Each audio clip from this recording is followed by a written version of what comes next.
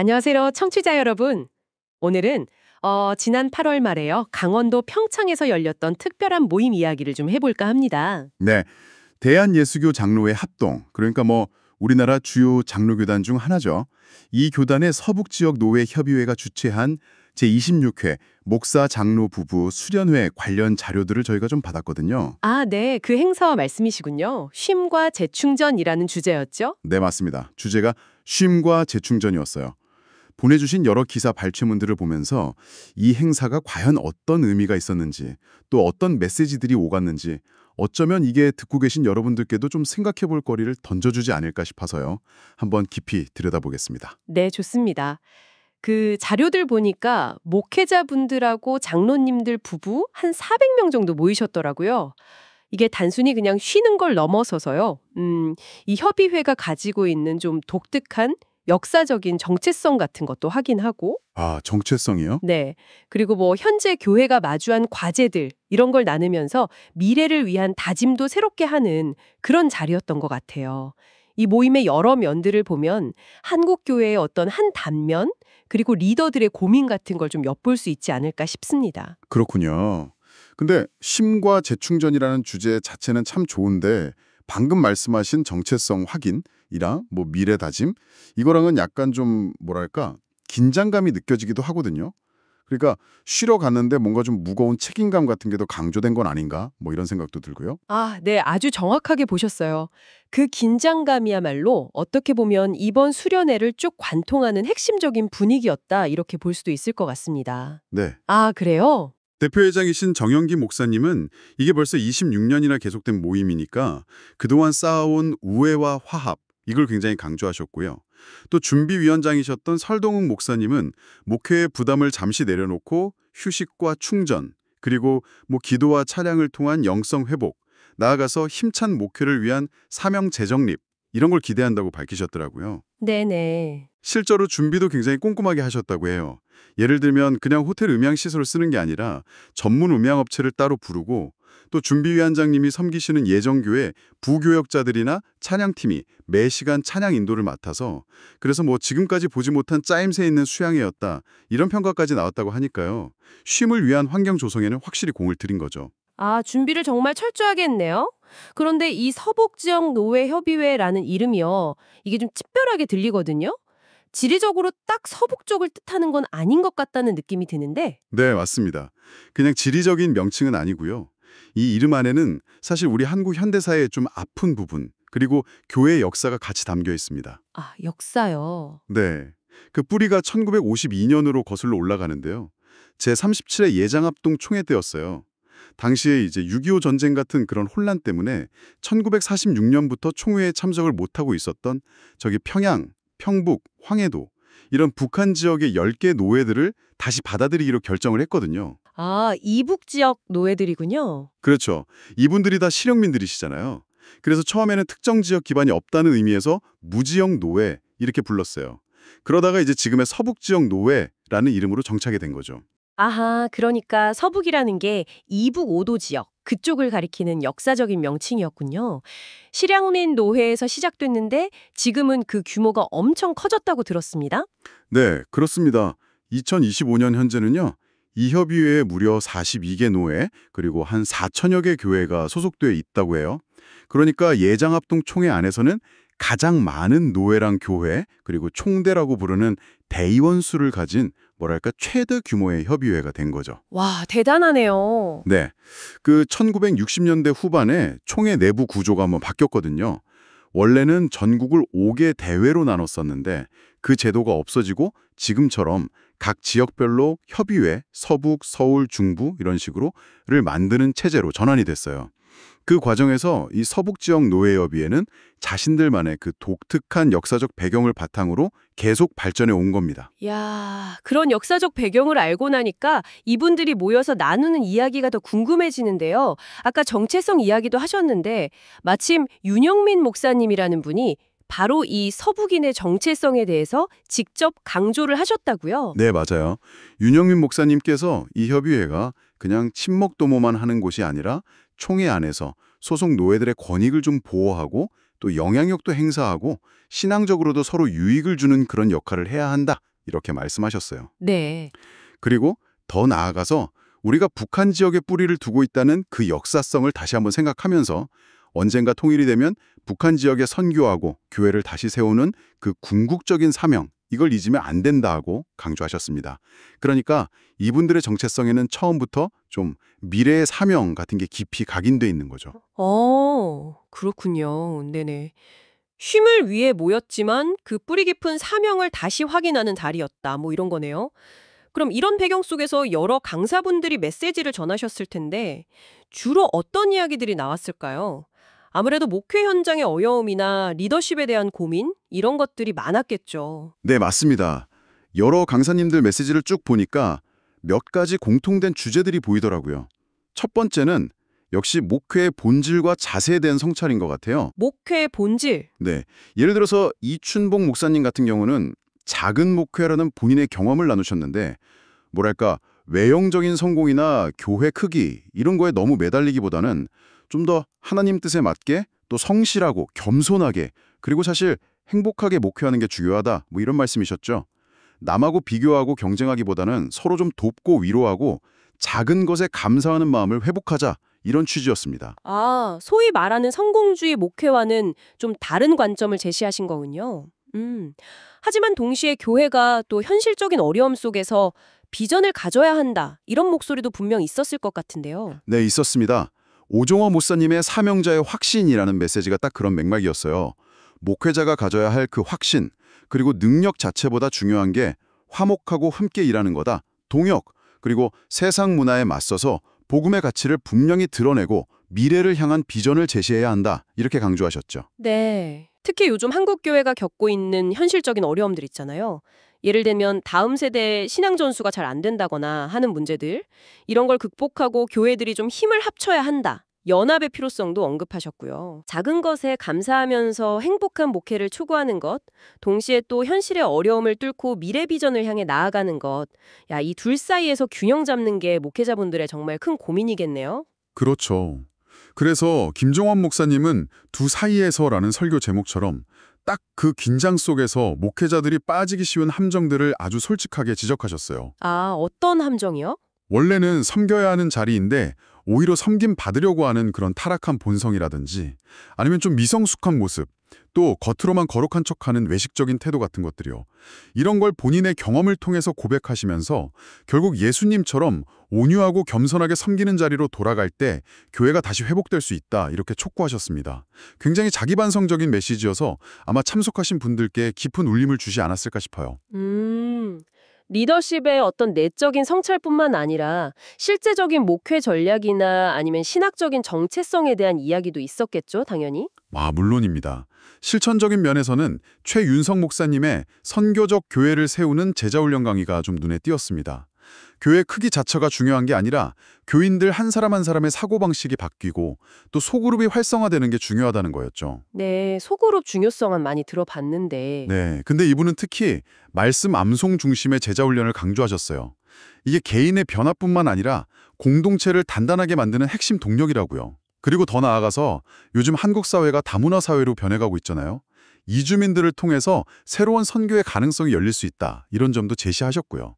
말씀 암송 중심의 제자훈련, 그리고 이주민 선교라는 새로운 방향 제시. 흥미롭네요. 그럼 신학적인 부분은 어땠나요? 아무래도 장로교이니까 그 정체성을 강조하는 내용도 있었을 것 같은데요. 네, 있었습니다. 박창식 목사님이 그는 교회의 머리라는 주제로 바로 그 부분을 다루셨어요. 스코틀랜드 장로교회 역사를 쭉 이야기하시면서 교회의 머리는 오직 예수 그리스도 한 분뿐이고 교회는 세상 권력으로부터 독립적이어야 한다. 이게 장로교의 핵심 원리라고 설명을 하셨죠. 네네. 제2칠이서 같은 역사적인 문헌도 언급하시면서 국가가 교회 일에 간섭하려고 하는 경향, 이걸 신학 용어로 에라스투스주의라고 하는데 이걸 경계해야 한다고 강조하셨습니다. 그리고 또 목사나 장로 같은 직분이 계급처럼 되어서는 안 되고 교회가 본질을 회복해서 성도들을 잘 섬겨야 한다. 이렇게 역설하셨죠. 에라스투스주의. 국가가 교회를 통제하려는 사상. 그걸 경계해야 한다. 역사적이고 신학적인 정체성을 다시 한번 확인하는 그런 메시지였군요. 이 외에도 뭐 개인적인 간증이나 성경 해석을 통한 메시지들도 있었겠죠. 그럼요. 김용대 목사님 같은 경우는 본인이 불교 집안에서 태어나서 목회자가 되기까지의 과정이 굉장히 드라마틱하거든요. 그 삶의 고난 속에서 경험했던 하나님의 은혜를 간증 형태로 나누셔서 큰 호응을 얻으셨다고 하고요. 자신을 좀 내려놓고 하나님께 모든 걸 맡기는 목회가 중요하다. 이런 메시지였습니다. 네. 또 전승덕 목사님은 야고보서를 통해서 믿음에는 반드시 행함이 따라야 하고 때로는 고난이 오히려 믿음을 더 성장시키는 통로가 될 수 있다. 그래서 베델로 올라가자 이런 메시지를 전하셨고요. 송기선 목사님은 다윗 왕 밑에 있던 3명의 용감한 부하들 이야기를 하시면서 헌신할 때는 방향성, 내용, 그리고 결과 이 3가지가 다 중요하고 특히 함께 일하는 사람들끼리 서로의 다름을 인정하는 태도가 필요하다. 이런 점을 강조하셨습니다. 아니면 이 수련회의 대미를 장식하는 그런 강력한 메시지가 있었을 것 같아요. 폐회 예배 설교는 어땠습니까? 배만성 목사님의 빚진 자라는 설교가 아주 인상적이었다는 이야기가 있던데요. 네, 맞습니다. 바로 그 빚진 자라는 개념이 어떻게 보면 이번 수련회에서 나왔던 모든 이야기들을 하나로 꿰는 듯한 아주 강력한 메시지였습니다. 배만성 목사님께서 로마서 1장 14절을 본문으로 설교하셨는데요. 사도 바울이 나는 헬라인에게나 야만인에게나 지혜 있는 사람에게나 어리석은 사람에게나 다 빚진 사람입니다. 이렇게 고백한 구절이죠. 빚진 자. 상당히 강렬한 표현인데요. 이게 어떤 의미의 빚을 말하는 걸까요? 당연히 뭐 재정적인 빚은 아닐 테고요. 네, 물론 단순히 돈 이야기가 아닙니다. 배 목사님은 우리가 크게 3가지 종류의 빚을 지고 있다고 설명하셨어요. 첫째는 우리를 만드신 창조주 하나님께 진 생명의 빚. 네. 둘째는 우리가 속한 이 민족에게 진 빚. 그리고 셋째는 우리에게 복음을 전해준 분들에게 진 선교적인 빚. 이렇게 3가지입니다. 그리고 중요한 건 이 빚은 반드시 갚아야 한다고 강조하셨어요. 빚은 반드시 갚아야 한다. 네. 구약성경 열왕기야 4장에 보면 남편이 죽고 빚 때문에 2 아들을 종으로 빼앗길 위기에 처한 선지자 신도의 아내 이야기가 나오잖아요. 그때 엘리사 선지자가 기적을 베풀고 나서 가서 기름을 팔아 빚을 갚으라 이렇게 명령하거든요. 그걸 예로 드시면서 빚은 선택이 아니라 반드시 갚아야 할 의무라는 점을 분명히 하셨습니다. 근데 민족적인 빚, 또 선교적인 빚이라는 개념은 조금 더 구체적으로 설명이 필요할 것 같은데요. 어떤 근거로 그런 주장을 하신 건가요? 역사적인 사실들을 근거로 드셨습니다. 민족적인 빚에 대해서는 6.25 전쟁 때 정말 이름도 잘 모르는 우리나라를 위해서 목숨을 바쳤던 유엔군 참전 용사들의 희생을 언급하셨어요. 약 200만 명이 참전해서 5만 명 이상의 목숨을 잃었는데 그분들의 그 피 흘림 위에서 오늘날 우리가 누리는 자유와 번영이 세워진 거다. 이런 말씀이셨죠. 그래서 우리 민족은 빚진 민족이다. 이렇게 규정하셨습니다. 아, 듣고 보니 정말 그렇네요. 그럼 선교적인 빚은요? 이건 이제 초기에 우리나라에 복음을 전하기 위해서 자신의 삶, 심지어 생명까지도 바쳤던 선교사님들의 헌신을 이야기하신 겁니다. 서울 양화진에 있는 외국인 선교사 묘원에 묻힌 369명의 선교사님들과 그 가족분들, 그리고 언더우드나 아펜젤러 선교사님, 또 대동강변에서 순교하신 토마스 선교사님 같은 분들을 언급하시면서요. 특히 그분들 대부분이 20대 젊은 나이에 이 낯선 땅에 와서 희생했다는 점을 강조하셨어요. 그러니까 우리가 받은 이 복음은 결코 거저 얻어진 게 아니라 그분들의 희생이라는 빚 위에 세워진 거다. 이런 의미입니다. 하나님께 진 빚, 민족에게 진 빚, 선교적으로 진 빚. 이렇게 3겹의 빚을 졌다는 인식이군요. 야, 이거 정말 무거운 책임감으로 다가올 것 같습니다. 그래서 이 엄청난 빚을 그럼 어떻게 갚아야 한다고 결론을 내리셨나요? 네, 여기서 가장 놀랍고도 도전적인 주장이 나옵니다. 배만성 목사님은 이 엄청난 빚을 갚는 유일한 길은 바로 교회 부흥이라고 역설하셨어요. 교회 부흥이요? 네. 근데 여기서 말씀하시는 교회 부흥은 단순히 뭐 교회가 커지고 건물이 올라가고 이런 게 아니라 잃어버린 영혼을 찾는 것, 즉 전도를 의미합니다. 아, 빚을 갚는 것이 영혼 구원, 즉 전도와 바로 연결된다는 거군요. 이게 어떤 논리적인 연결인가요? 다시 아까 그 열왕기하의 과부 이야기로 돌아가는데요. 엘리사가 과부에게 빈 그릇을 많이 빌려오라고 시키잖아요. 네네. 빈 그릇을 준비하는 건 사람이 할 일이지만 그 빈 그릇에 기름을 넘치도록 채우는 건 하나님이 하시는 일이었죠. 마찬가지로 교회가 진 빚, 예를 들어 배 목사님은 본인 교회 건축 과정에서 겪었던 120억 원의 빚 이야기를 아주 솔직하게 나누시면서 지금도 이 수련에 관련해서 40억 원의 빚이 있다고 고백하셨거든요. 이런 빚을 갚는 것도 인간적인 노력만으로는 불가능하고 오직 하나님께서 잃어버린 영혼들을 교회로 보내주시는 그 교회 부흥을 통해서만 가능하다 이렇게 연결시키신 겁니다. 와, 개인적인 간증이랑 성경 해석을 통해서 빚 갚음 이퀄 교회 부흥, 영혼 구원 뭐 이런 등식을 세우신 거네요. 그럼 결국 수련회에서 받은 은혜는 결국 행동으로 이어져야 한다. 이런 결론이군요. 네, 정확합니다. 목회자의 가장 큰 기쁨은 다른 게 아니라 잃어버린 영혼을 찾는 것이고 이번 수련회에서 쉼과 재충전을 통해 얻은 영적인 힘과 은혜는 그냥 감정적인 만족에 머물러서는 안 된다는 거죠. 반드시 잃어버린 양을 찾아 나서는 행동, 즉 교회 부흥이라는 열매로 증명되어야 한다고 아주 강력하게 권면하셨습니다. 그러니까 쉼으로 시작했지만 결국은 빚진 자로서의 그 무거운 사명을 다시 한번 깊이 깨닫고 돌아가게 만드는 그런 메시지였던 거죠. 네. 오늘 대한예수교장로회 합동 서북지역 노회협의회 수련회라는 좀 구체적인 사례를 통해서요. 한 종교 공동체가 어떻게 자신들의 역사적인 정체성을 다시 확인하고 또 현재 마주한 여러 도전 과제들 속에서 리더십의 본질은 무엇인지 고민하면서 미래를 향한 사명을 다시 세워나가는지 그 과정을 좀 살펴봤습니다. 쉼과 재충전이라는 주제 아래 모였지만 결국은 빚진 자로서의 무거운 책임감을 안고 각자의 자리로 돌아가는 모습이 참 인상 깊네요. 네, 맞아요. 이게 특정 교단의 이야기이긴 했지만 여기서 다뤄진 리더십의 고민이라든지 공동체가 유대감을 형성하는 방식, 또 역사와 미래를 연결하는 사명의식 같은 것들은 사실 우리 사회의 다른 여러 공동체에도 충분히 적용해 볼 수 있는 지점들이 많다고 생각합니다. 특히나 이렇게 뿌리 깊은 역사적인 배경을 가진 공동체가 어떻게 현재 속에서 의미를 찾고 또 미래를 향해 나아가는지를 보여주는 상당히 흥미로운 사례였다고 봅니다. 특히 저는 그 마지막에 강조됐던 빚진 자라는 개념이 계속 마음에 남습니다. 이게 단순히 돈 갚는 재정적인 채무 관계를 훨씬 넘어서는 어떤 역사적이고 공동체적이고 또 영적인 차원의 책임감에 대한 이야기였잖아요. 네, 그렇죠. 청취자 여러분은 어떠신가요? 이런 종교적인 맥락을 잠시 떠나서 한번 생각해 보시면 좋겠습니다.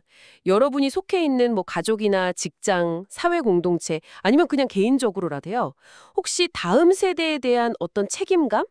혹은 과거 세대가 쌓아올린 희생 위에 내가 지금 서 있다는 그런 부채의식 또는 더 나은 사회를 만들어야 한다는 도덕적인 의무감 같은 거.